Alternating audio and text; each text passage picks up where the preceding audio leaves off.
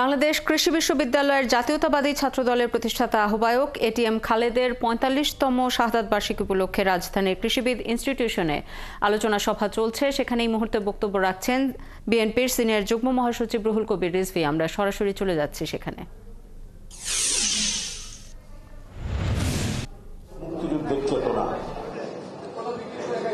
মুক্তিযুদ্ধের চেতনার কথা বলতে বলতে মুখ দিয়ে তাদের ফেনা বের হতো, কিন্তু সবচাইতে তারা বড় অপমান করেছে মুক্তিযুদ্ধকে এবং মুক্তিযুদ্ধের চেতনার নামে বাংলাদেশে মুক্তিযুদ্ধের অর্জনগুলোকে তারা পদদলিত করেছে। ছাত্রদলের জন্মলগ্নে যে নেতৃত্ব ছাত্রদলকে প্রতিষ্ঠিত করতে গিয়ে তাদের হাতে, শেখ হাসিনার পোষ্যদের হাতে আঘাত প্রাপ্ত হয়ে দুনিয়া থেকে চলে গেলেন।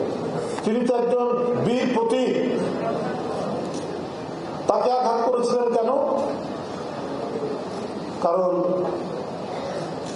সে ভিন্ন একটি রাজনৈতিক দল করে, ছাত্র সংগঠন করতেই পারে। মুক্তিযুদ্ধ কি শুধু আওয়ামী লীগ করেছে? মুক্তিযুদ্ধ কি শুধুমাত্র আওয়ামী লীগের অবদান? তা তো না। মুক্তিযুদ্ধ ছিল মূলত একটি গণতান্ত্রিক আন্দোলন। মুক্তিযুদ্ধে রূপ নিল কারণ যে অধিকারটুকু দেওয়ার কথা, নির্বাচনের যে ফলাফল প্রকাশ করার কথা, সেই ফলাফল প্রকাশ হওয়ার পরেও নির্বাচিত যারা হয়েছে তাদেরকে সরকার গঠন করতে দেয়নি। ওটা করেছে ইয়াহিয়া খান, ওটা করেছে টিক্কা খানরা, ওটা করেছে জুলফিকার আলী ভুট্টো। তারা ছিল অন্য জাতি, অন্য দেশ। তাদের বিরুদ্ধে যুদ্ধ করে আমাদের এই অবদান তৈরি করেছে, অর্জন তৈরি করেছে। সেখানে সেনাবাহিনী যুদ্ধ করেছে, পুলিশ যুদ্ধ করেছে, বিভিন্ন রাজনৈতিক দল যুদ্ধ করেছে। যদি আবার বিচার বিশ্লেষণ করা যায় তাহলে দেখা যাবে যে আওয়ামী লীগের সেই ক্ষেত্রে ভূমিকা অত্যন্ত কম, কারণ তারা মুক্তিযুদ্ধের ঘোষণা দিতে পারে। যদি সত্যিকার অর্থে মুক্তিযুদ্ধের বিষয়ে আন্তরিক থাকতো তাহলে মুক্তিযুদ্ধের ঘোষণা তারা দিত।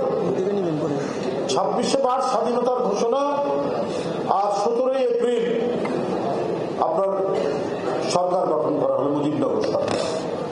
তারপরে তারা সকলেই দ্বিধান্বিত ছিলেন, অস্পষ্ট ছিলেন, কি করবেন কি করবেন না এই ভাবনা করতেছিল। এই কারণে ওরা স্বাধীনতা উত্তর মনে করেছে যে আমরাই থাকব এবং আমাদের যারা বিরোধিতা করবে তারাই হচ্ছে দেশের শত্রু।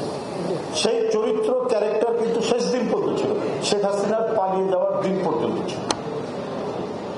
এই কারণে এটিএম খালেদ ছাত্রদলের নেতা, কিন্তু বীর মুক্তিযোদ্ধা। সে ক্ষমা পায়নি, তাকে পৃথিবী থেকে সরিয়ে দিয়েছে শেখ হাসিনার পোষ্যরা। আমি এখানে ভাবছিলাম যে কি কথা বলবো, কেমন ভাবে আমার বক্তব্য উপস্থাপন করবো। কারণ যেখানেই যায় শুধু ঘুরে ফিরে হাসিনের যে মহা দুর্নীতি, একেবারে গ্যালাক্সি সমান দুর্নীতি, এটা ছাড়া আর কোনো বক্তব্যই খুঁজে পায়। এবং দুর্নীতির যে বিভিন্ন ডাইমেনশন, দুর্নীতির যে বিভিন্ন মডেল, কোন মডেলটা ধরে কথা বলবো? তার ভাগনা ভাগ্নি, ছেলে মেয়ে, কোনটা ধরে কথা বলবো? রূপপুর পারমাণবিক প্রকল্প রাশিয়ার সাথে চুক্তি করেছে 500 কোটি টাকা শেখ হাসিনা, তার ছেলে সজীবদের জয় এবং তার যে ভাগ্নি সে আবার ইংল্যান্ডের এমপি এবং সিটি এমপির দায়িত্বে। তারা মালয়েশিয়ার এক ব্যাংক থেকে সেই 500 কোটি ডলার তুলে নেওয়ার, আত্মসাৎ করার অভিযোগ রয়েছে এবং সুস্পষ্ট। গণমাধ্যমগুলো পড়ে দেখুন, তাহলে কোন জায়গা থেকে ধরবে? টিউলিপ লেখাপড়া করেছে ইংল্যান্ডে, ইংল্যান্ডে একজন এমপি, একজন জনপ্রতিনিধির 1 টাকা 1 পয়সা দুর্নীতি, এটা একটা স্বপ্নের বিষয়। কিন্তু তার জিন হচ্ছে বাংলাদেশের শেখ পরিবার।